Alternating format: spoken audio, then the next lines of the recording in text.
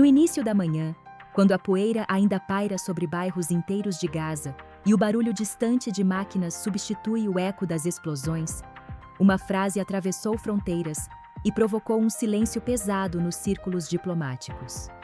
O exército israelense passou a aceitar como plausível o número oficial de mortos palestinos, divulgado pelas autoridades locais, algo em torno de 71 mil vidas perdidas.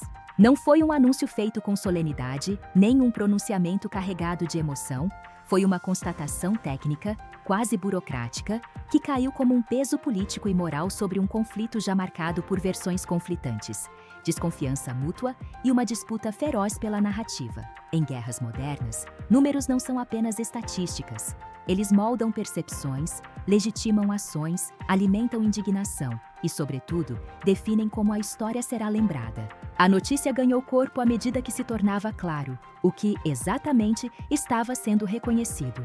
Durante meses, Israel havia questionado os dados divulgados pelo Ministério da Saúde de Gaza, alegando falta de transparência, influência do Hamas e impossibilidade de verificação independente em meio aos combates. A mudança de tom não significou um reconhecimento formal de responsabilidade direta por cada morte, mas um aceite de que a escala da tragédia humana alcançou o patamar indicado pelas autoridades palestinas. Esse detalhe é crucial, porque revela como a discussão deixou de ser apenas sobre quem controla a informação e passou a girar em torno da magnitude do sofrimento imposto à população civil. Ao admitir a plausibilidade do número, o exército israelense alterou o terreno simbólico do conflito, abrindo espaço para novas pressões internacionais e redefinindo o debate público. A cobertura da mídia de centro tratou esse movimento com cautela e precisão. Veículos como a BBC destacaram que a aceitação do número não equivale a um endosso irrestrito da metodologia usada para contabilizar os mortos, mas reflete avaliações internas e comparações com dados de inteligência e de organizações humanitárias. O tom é de contextualização. O reconhecimento surge após análises prolongadas, cruzamento de informações e a constatação de que, apesar das limitações, os registros de Gaza têm se mostrado consistentes ao longo de conflitos anteriores. Essa abordagem evita adjetivações fortes e procura explicar o que mudou no cálculo israelense, enfatizando o aspecto técnico da revisão. Para a mídia centrista, o foco está menos em apontar culpados imediatos e mais em demonstrar como a guerra produziu um nível de devastação humana que já não pode ser relativizado por disputas semânticas. Nesse enquadramento, analistas citados ressaltam que a guerra urbana em Gaza, com sua densidade populacional extrema e infraestrutura limitada, torna quase inevitável um número elevado de vítimas civis, independentemente das intenções declaradas pelas Forças Armadas. A aceitação do dado passa a ser vista como um reconhecimento tácito dessa realidade brutal. Ainda assim, a mídia de centro faz questão de sublinhar que Israel continua afirmando ter como alvo principal o Hamas e suas estruturas militares, insistindo que a responsabilidade última pelas mortes civis recai sobre o grupo por operar entre a população. O equilíbrio buscado por essa narrativa tenta manter uma distância crítica, tanto da negação total quanto da condenação absoluta, situando o leitor em um espaço de análise racional. A mídia de esquerda, por outro lado, interpreta o reconhecimento como algo muito mais profundo e politicamente carregado. Para jornais e portais alinhados a esse viés, a aceitação do número de mortos representa a derrubada de uma das principais barreiras discursivas usadas para minimizar a catástrofe humanitária em Gaza.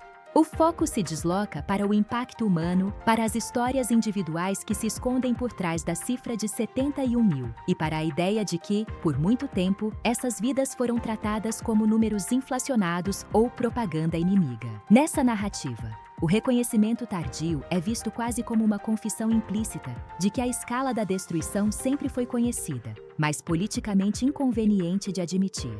Artigos desse campo ressaltam que a credibilidade dos dados de Gaza já havia sido defendida por organizações internacionais e por especialistas em conflitos, e que a relutância israelense em aceitá-los fazia parte de uma estratégia mais ampla de controle da narrativa.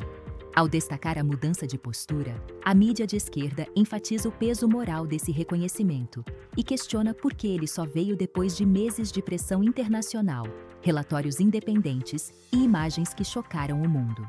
A aceitação do número é apresentada como uma vitória da persistência documental e da denúncia humanitária, mas também como um lembrete amargo de que, para muitos, o reconhecimento chega tarde demais. Já a mídia alinhada à direita adota um enquadramento distinto, focando menos no número em si e mais no contexto estratégico em que ele é reconhecido. Veículos desse espectro ressaltam que aceitar a cifra não significa aceitar a narrativa palestina ou admitir falhas morais nas operações militares. Pelo contrário, argumentam que o reconhecimento serve para demonstrar transparência e maturidade institucional do exército israelense, capaz de revisar avaliações à luz de novas informações sem abdicar de sua posição estratégica. Nesse viés, o número de mortos é frequentemente acompanhado de ressalvas sobre o uso de civis como escudos humanos, a complexidade do combate em áreas urbanas e a responsabilidade do Hamas por prolongar o conflito. Essa leitura insiste que a guerra não pode ser reduzida a estatísticas isoladas e que a aceitação do dado não deve ser usada como arma política para deslegitimar o direito de Israel à autodefesa. Para a mídia de direita, a discussão central continua sendo como encerrar o conflito, garantindo a segurança israelense, mesmo reconhecendo o alto custo humano. O tom tende a alertar contra interpretações que transformem o reconhecimento num veredito moral definitivo, defendendo que a realidade do campo de batalha é caótica e que números, por mais chocantes que sejam, não capturam a totalidade das decisões envolvidas. O que emerge desse choque de narrativas é a constatação de que a guerra em Gaza ultrapassou há muito tempo os limites de uma disputa territorial ou militar. Ela se tornou um embate simbólico sobre vidas, responsabilidade e memória. O simples ato de aceitar um número oficial de mortos altera a forma como governos, organizações internacionais e a opinião pública avaliam o conflito. Ele influencia debates sobre cessar-fogo, ajuda humanitária, investigações internacionais e o futuro político da região. Ao mesmo tempo, revela como a verdade em tempos de guerra é fragmentada, disputada e, muitas vezes, reconhecida apenas quando já não pode mais ser ignorada. No fim, a aceitação do número de 71 mil mortos não encerra a controvérsia, nem traz consolo real às famílias que perderam tudo. Ela apenas fixa um marco na narrativa do conflito, um ponto a partir do qual será cada vez mais difícil minimizar a dimensão da tragédia. Em guerras modernas, reconhecer números é reconhecer histórias. E reconhecer histórias é aceitar que o custo humano não pode ser apagado por justificativas estratégicas. O conflito continua, mas a memória coletiva já começa a se solidificar em torno de uma cifra que, mais do que estatística, se tornou símbolo de uma catástrofe que redefiniu os limites do aceitável no cenário internacional.